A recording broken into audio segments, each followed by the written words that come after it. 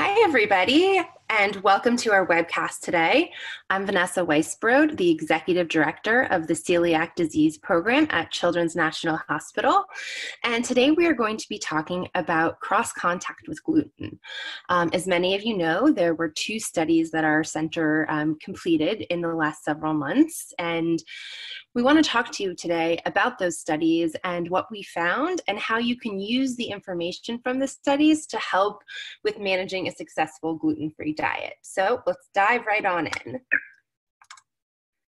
So I want to start out today by talking about why gluten makes us so anxious and sort of look at the road to diagnosis for both a child and an adult with celiac disease. So I'm going to tell you one patient family story. The names have been changed, obviously. So at 11 weeks old, Brandon started vomiting blood and he was losing weight rapidly.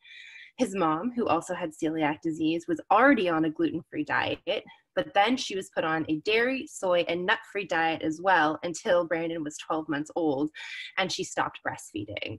The thought was that he had an intolerance to another food item that he was getting through the breast milk. At that point, Brandon was really too young for celiac disease because he was not eating gluten yet. Over the years, they continued to track him. He developed severe anemia, low platelet counts, and rashes with no explanation. And at this point, he was eating gluten. He had 3 extended hospital stays and ongoing intermittent GI issues until he was 3 years old, and things got really bad for him. He lost 4 pounds in 2 weeks, and the pediatrician was really worried. So consulted with the gastroenterologist again, and they ran the celiac blood work. And at that point, he did have a positive blood test. These are just a few photos that his family allowed us to share from his hospital stays. And as you can imagine, even though you do see some smiles there, this is a really difficult time for any family having a child that's in the hospital and having uncertainty about what their medical condition is. So now I want to talk about some adults, and these are 3 adults who have shared some very personal information about their road to diagnosis. My mother died from colon cancer, and I thought I was dying too. If we had known at the time that celiac disease ran in our family, perhaps she would still be with us today. This is something we hear really regularly, that they have a family member who was lost to a cancer or some other issue that could be related to celiac disease, and they just wonder, had we been tested before, perhaps they would be with us today, and that we wouldn't have had to go through this. So, it's a call for better testing. I had diarrhea multiple times every day. I would be sitting in a meeting at our law firm praying I could sneak out before the poop came squirting out. I actually started wearing a diaper to work because I couldn't control it. Just imagine that. A partner at a major law firm who should be the strong guy is wearing a diaper in the courtroom. We can all imagine how uncomfortable that must have felt. I wanted to be intimate with my husband, but I couldn't control the gas. For 3 years, I pulled away from my marriage because I was so embarrassed by what came out of my body. This is not a situation that any of us want to be in. We want to feel proud of our body and not ashamed of it. So now you've got this diagnosis of celiac disease, and for many, it's a relief to know that there was a cause to the symptoms and that by changing to the gluten-free diet, you can treat those symptoms. But then you walk out into the world and you realize that gluten is everywhere. It's in bakeries and restaurants and grocery stores and on street corners and in friends' houses and grandma's house. And you go into this mode of needing to protect yourself or your child from that toxic gluten that for so many years has really been destroying your life. But now, what is that right amount of protection?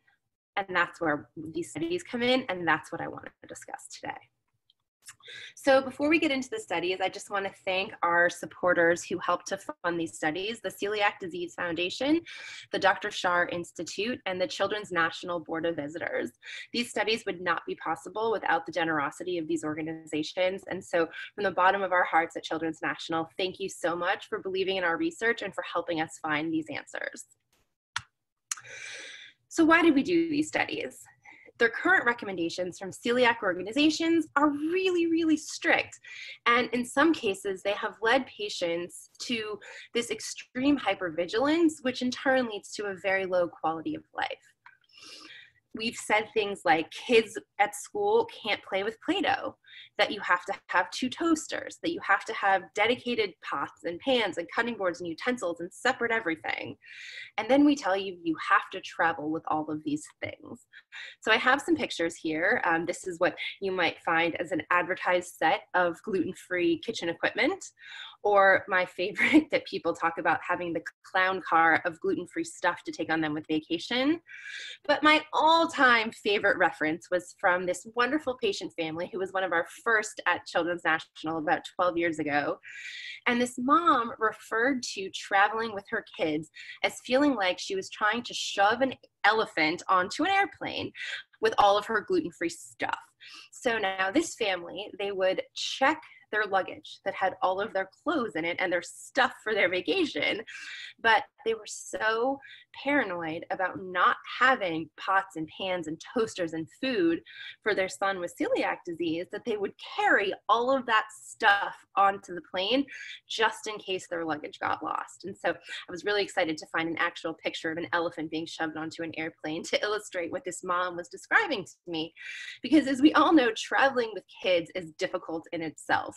You need car seats, you need diapers, you need snacks, you need so many things to keep them entertained. But then you add in needing to have all of these things to have separate gluten-free, and it just becomes so burdensome and overwhelming. So we really wanted to look at, do we need to be doing this, and is this the right thing to do? So as I mentioned, the current recommendations are not based on data, but they're based on this perception that it's the right thing to do to have separate everything.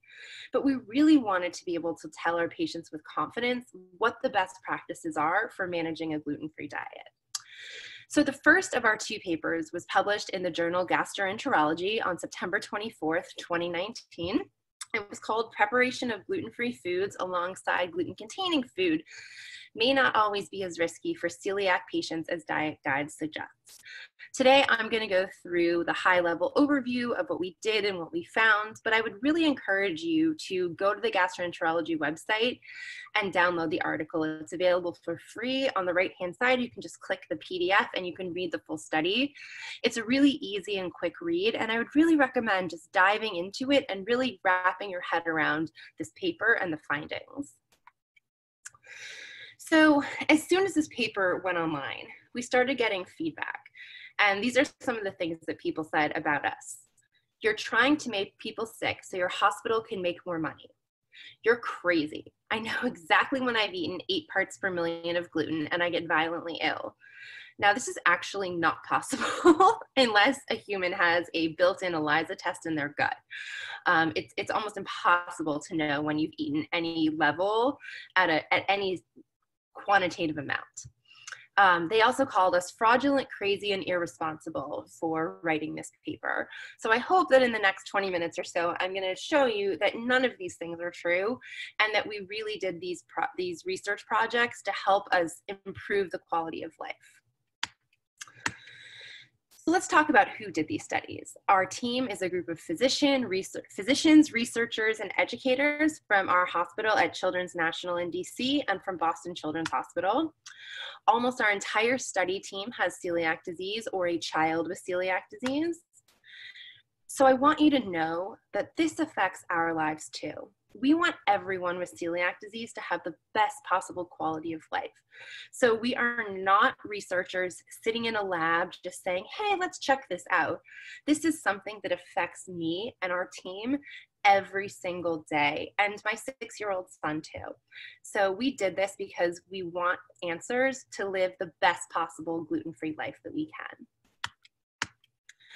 These are just a few pictures of our team. So in the top left here, you see 4 of our super helper kids. We have the 2 bigger kids who are celiac kiddos who helped us with the study, and their little siblings who actually participated.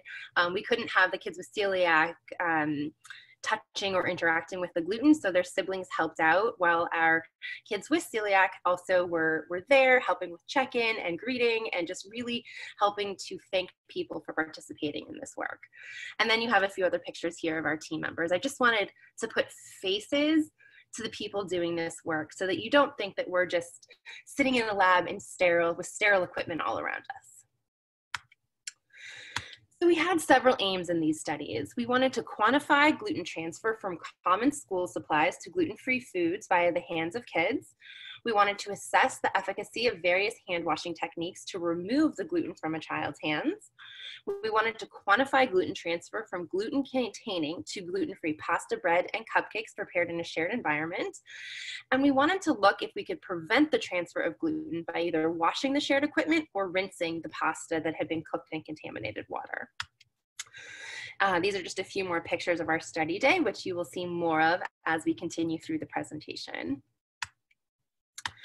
So we've gotten a lot of questions about how we measure the gluten. So up front, I want to talk about that. We took all of our samples and packaged them in clear plastic bags, and they were given randomized sample numbers that were provided to us by a biostatistician. Most of the samples were shipped to BIA Diagnostics Laboratories in Vermont, and that included the toaster, pasta, cupcake, Play-Doh, and baking samples. We processed some samples at our in-house lab at Children's National in DC, and those samples go with the paper mache, the pasta used for art projects at school. So all of the gluten was assayed in homogenized samples, which means they were ground up to measure the full amount of gluten that was present in each one of those samples. And all measurements were made using the standard ELISA test, the R Biopharm test, which has a limit of detection of 5 parts per million. So for the study, we enrolled 30 healthy children that were between the ages of 2 and 18 with a median age of 8. We tested multiple scenarios. In the kitchen, we looked at cooking gluten-free and gluten-containing pasta in the same water. We looked at slicing gluten-containing and gluten-free frosted cupcakes with the same knife. And for shared toasters, we looked at pop-up and rolling toasters. For school activities, we looked at Play-Doh, home economics baking projects, paper mache, dry pasta in a sensory table, and cooked pasta in a sensory table. And then this is the list of products that we used during the study. These are all very mainstream products that you could find in any normal grocery store. And we did run control samples on all of them to ensure the gluten-free were actually gluten-free and the gluten-containing actually contained gluten. Then we needed to make sure that we were getting rid of all the gluten in between activities. So we developed a strategy for a complete clean for the kids' hands as well as for the tables. And then we verified that everything was clean by doing control samples again to make sure there was no detectable gluten before starting the next process. So let's start by talking about what we found with cooking of pasta. These are the kitchen studies first. So the first test we ran was on shared water. So we started by cooking gluten-containing pasta in boiling water. We then discarded the gluten-containing pasta using a handheld strainer, but we kept the water that had the gluten residue in it. Then we put gluten-free pasta in the water that was previously used to cook the gluten-containing pasta. Then we took it out and we divided the gluten-free pasta into 2-ounce portions, which was the recommended serving size, and we homogenized each of those portions to test it for gluten. Now, this is what we found. Obviously, all of the samples were contaminated above the 20 parts per million threshold that defines gluten-free from the FDA. That red line you see is the 20 parts per million line. What was really interesting about the findings is that there was great variation between the fusilli pasta that we tested and the penne pasta. Fusilli is the blue line and penne is the golden line. And as you can tell, in almost every case, fusilli was more than double, if not more than double, that of the amount of gluten transferred from the penne.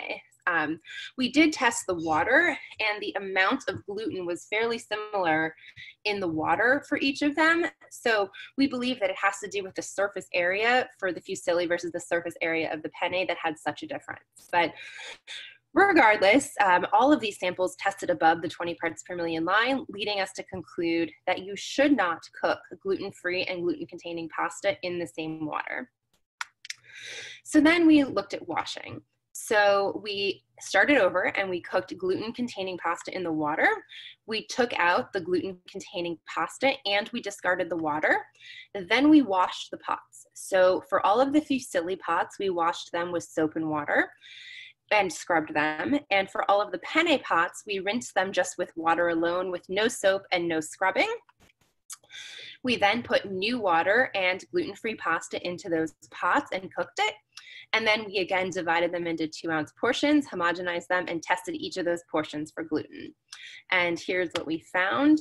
We had no gluten. So the good news is that we took those contaminated pots and we washed them, and then we cooked gluten-free pasta in them, and they were completely safe. So it didn't matter if we used soap and water scrubbing or we just rinsed them with a handheld sprayer. In all cases, there was no gluten detected. So this is great news because it tells us that washing works. So as long as we are scrubbing or rinsing in between use and there's no gluten to be seen, that you can use the same pots to cook gluten-free and gluten-containing as long as there was washing done in between. So then we got this great idea from Dr. Ritu Verma at the University of Chicago Celiac Center to see, can we rinse the pasta that was contaminated and get rid of the gluten? So we started over again. We cooked the gluten-containing pasta in the boiling water. We removed just the pasta, but kept the water. Then we cooked gluten-free pasta in that contaminated water again. But this time we took the pasta out and we rinsed it in colanders and then divided it into the 2-ounce portions and then tested for gluten. So we wanted to see, could we contaminate the pasta and then rinse the gluten away off the pasta? And the answer is yes, we could.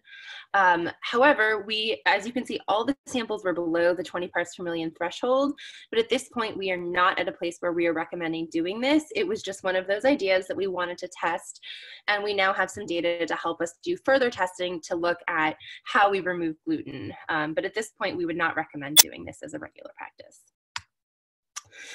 So let's move on to cupcakes. We were testing the shared knife. So we took frosted cupcakes made from wheat flour and we sliced them once with a knife. Then we used that same knife to slice a frosted gluten-free cupcake. Then we tested cleaning. So we washed the knives in either soap and water, rinsed them with running water, or cleaned them with a Wet Ones antibacterial hand wipe. And then we sliced a fresh gluten-free cupcake to test whether or not the washing worked. And then again, we tested the entire cupcake to see how much gluten was transferred. So this is just a visual, so you can see the cupcake laying down on the table is the gluten-containing cupcake. So you can see there's a lot of frosting and there are a lot of crumbs. And then the child is now slicing that gluten-free cupcake actively. So here's what we found. The dark blue line represents the cupcakes before washing. So contrary to what we thought we would get, there were only 2 samples out of 30 that tested above the 20 parts per million threshold. But there were lots of others that had readings that were just very, very low readings.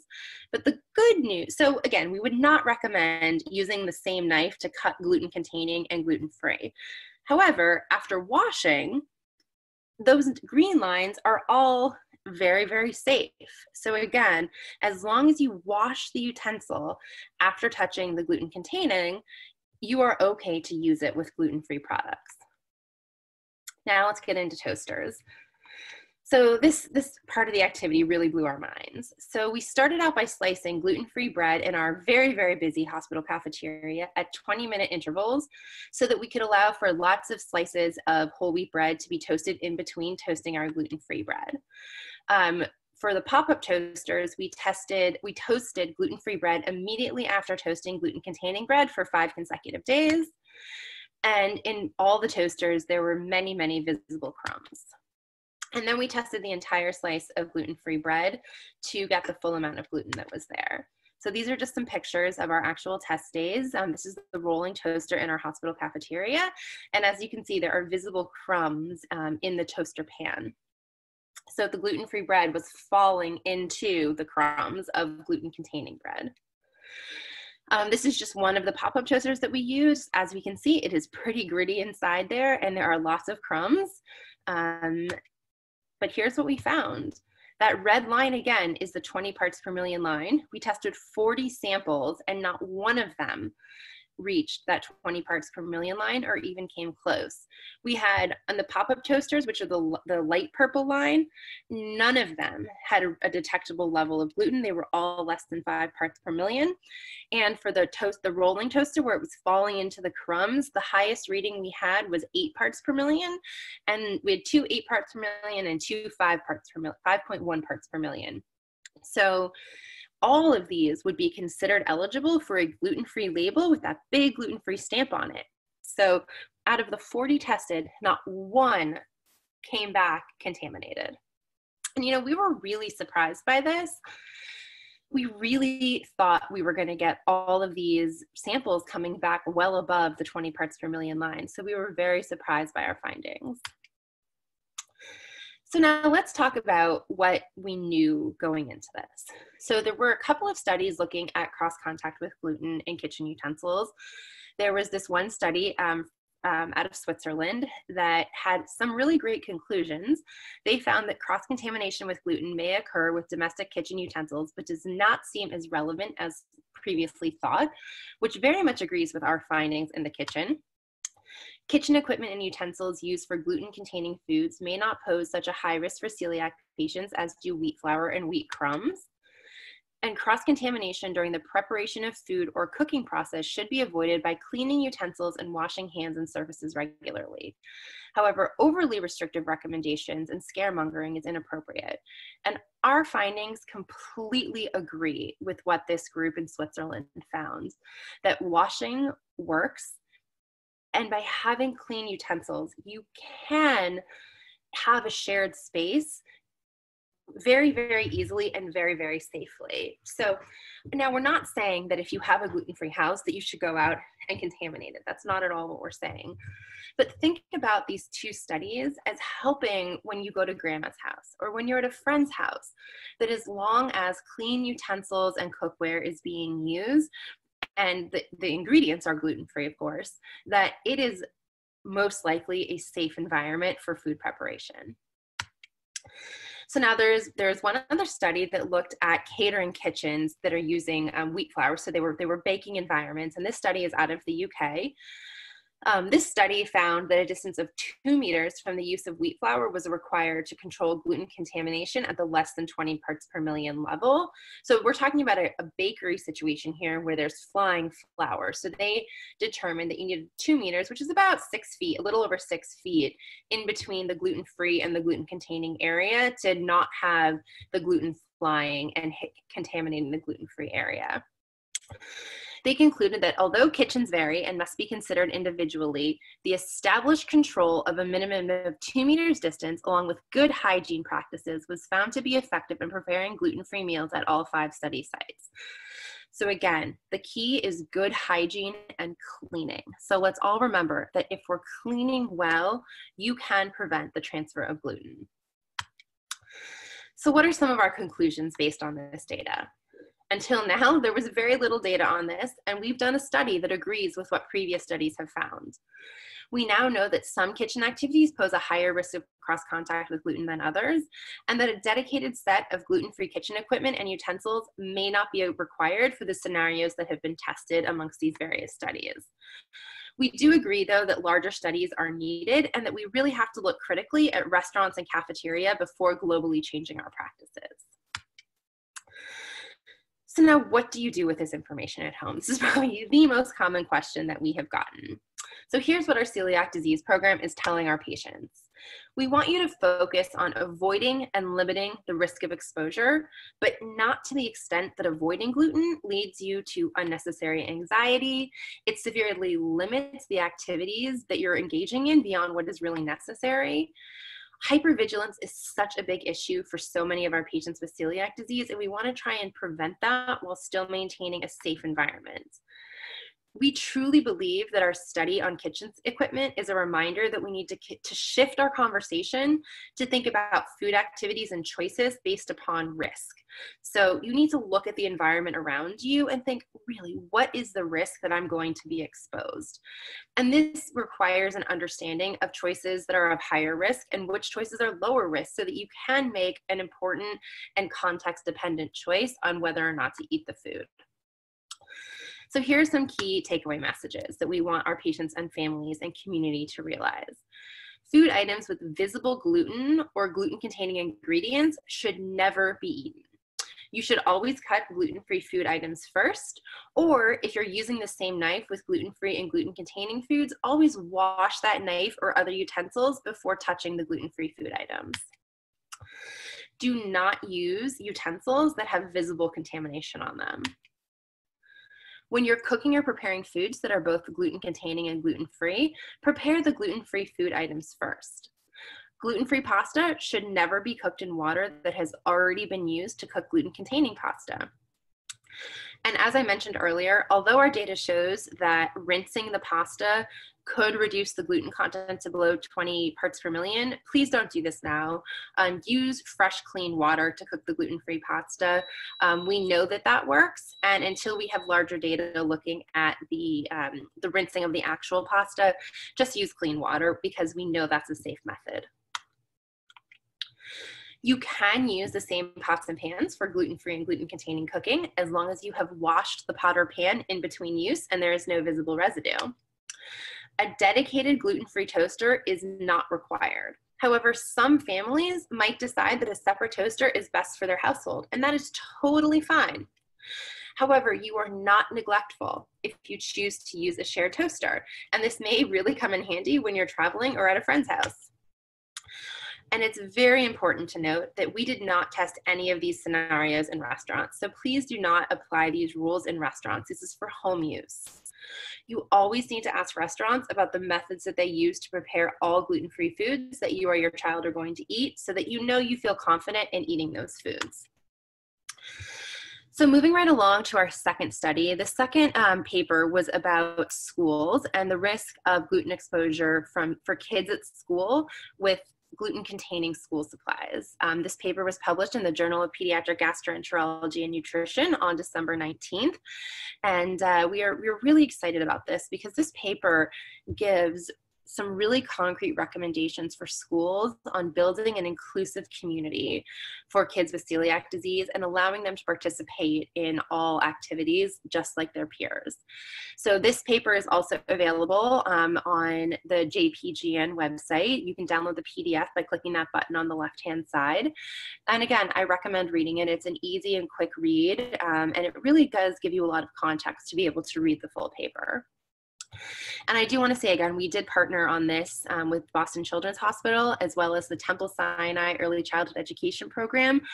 Dr. Amy Damast, who is their director, helped with designing the activities that were done in this and helped with observing the children to make sure that it was a representation of what kids would actually engage in.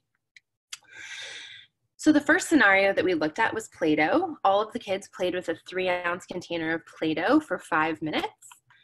We tested the gluten transfer from their hands by rubbing a slice of gluten-free bread on their hands. We also tested it from the table surface area by rubbing a second slice of bread on the table in front of the child.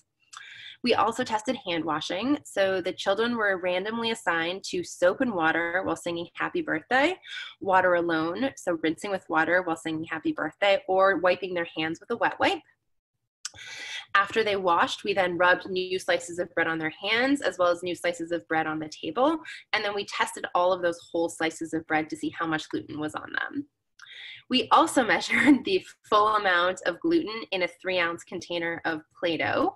And we did this because during our study day, one of the children put his face down on the table, attempting to eat the glob of Play-Doh. And so we wanted to know that if that child had actually eaten that Play-Doh, how much gluten would they have ingested? So any wild guesses as to how much gluten is in that entire yellow container of Play-Doh? 32,253 parts per million. That is an awful lot of gluten. Please do not let your child eat Play-Doh, and you shouldn't eat Play-Doh either. No one should be eating Play-Doh with celiac disease or not with celiac disease. Do not eat Play-Doh, my big message of the day. So here's what we found.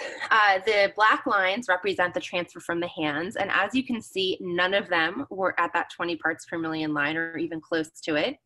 We had 2 samples that had a transfer from the table, but both of these samples had pea-sized or larger pieces of Play-Doh adhered to the gluten-free bread. So what this data tells us, and we tested 60 samples here, so it was a nice pool of samples, was that as long as there is no visible Play-Doh on the food item, there is not a significant transfer. So we feel as though we have over-exaggerated the risk of a child with celiac disease using Play-Doh. Now, here's what happened when we washed.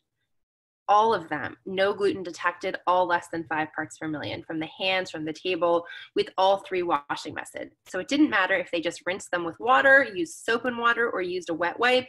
In all cases, after touching Play-Doh, there was no detectable gluten on any of those slices of bread.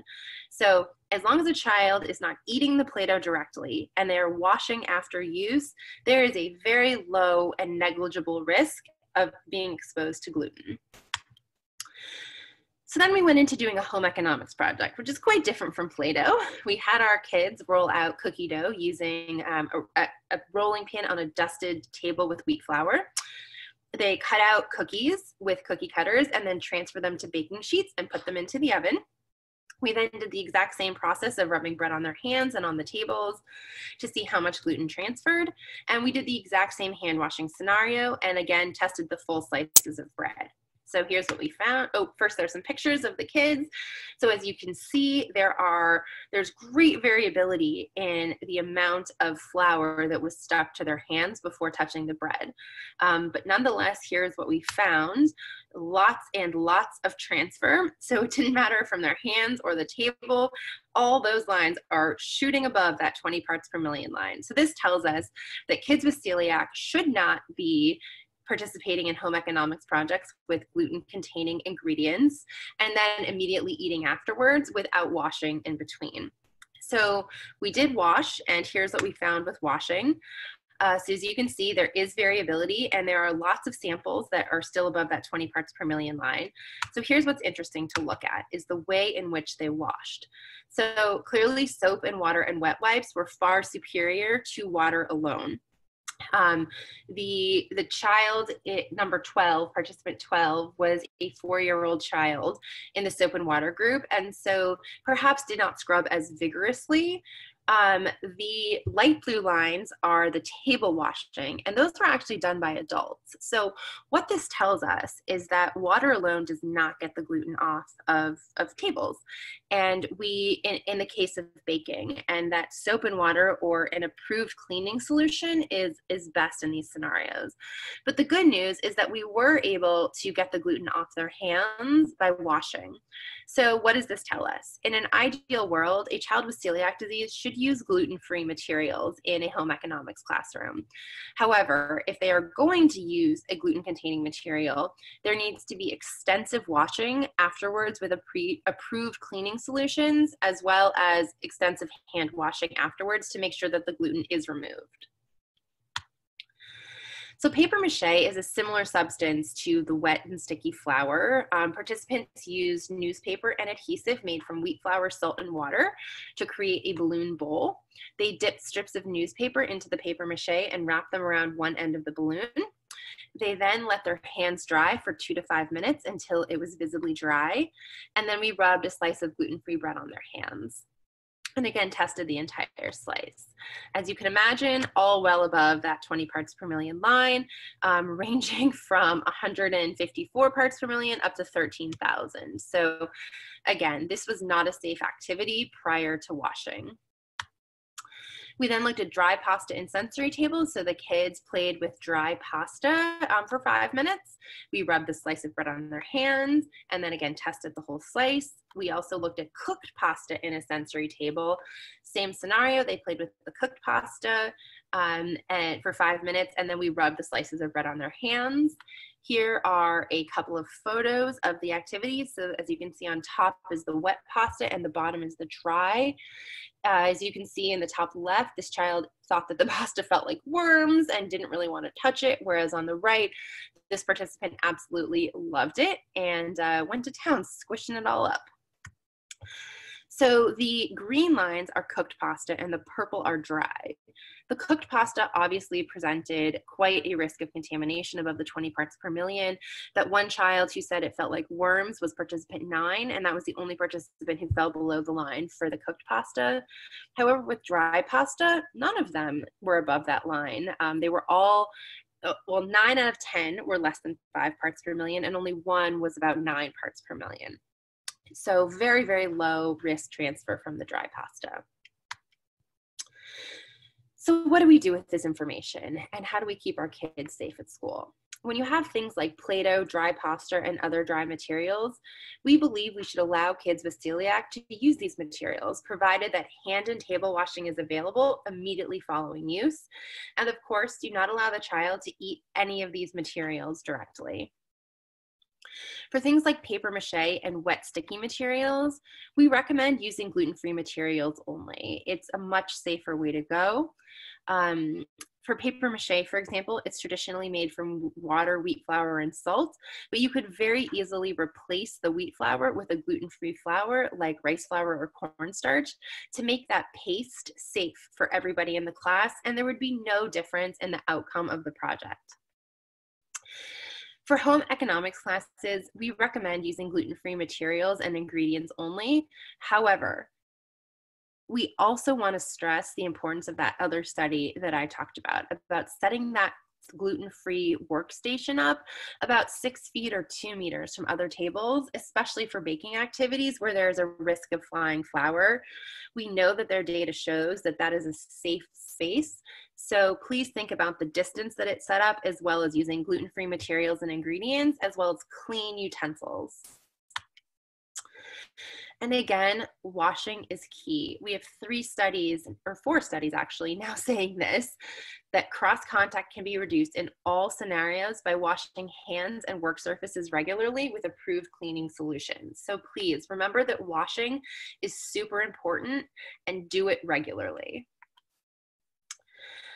And I just want to take a step back and remind everyone that going to school is a really exciting time for kids as they're immersed in new learning and skill development and making new friends and experiencing new things. I know that my 6-year-old with celiac disease, he comes home every day from kindergarten so excited to tell me about a new reading story that he learned today, or a way to do math, or Mommy, did you know that a 4x4 square has 16 little squares in it?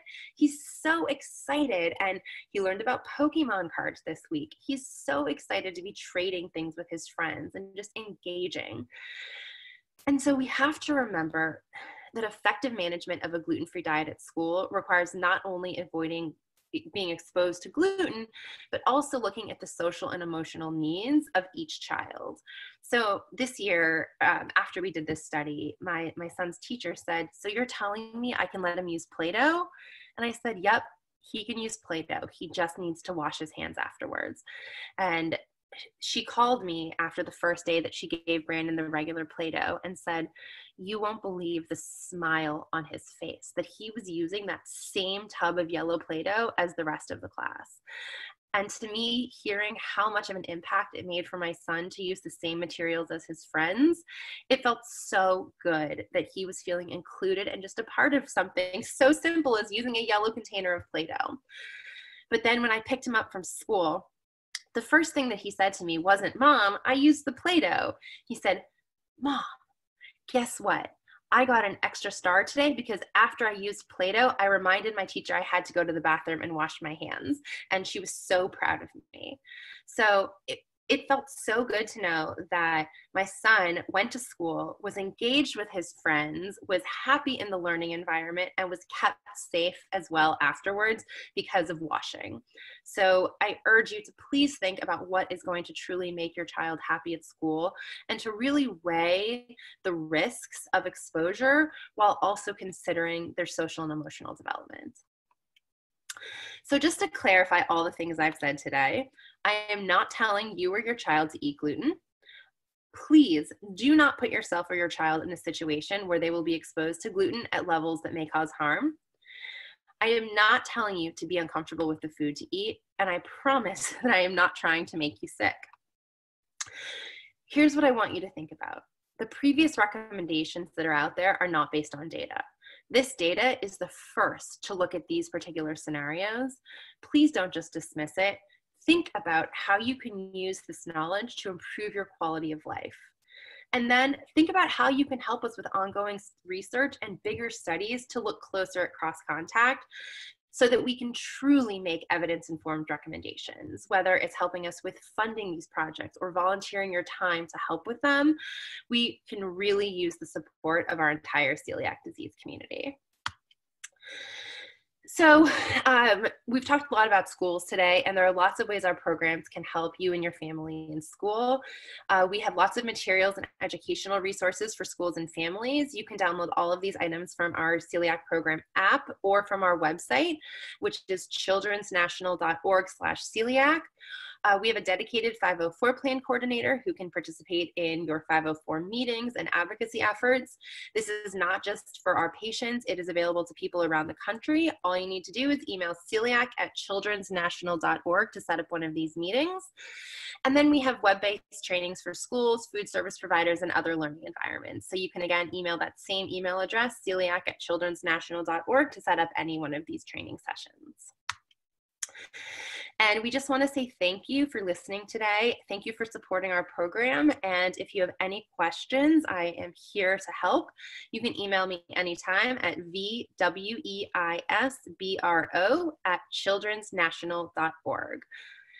So thank you all for participating and joining today, and we will talk to you again next time.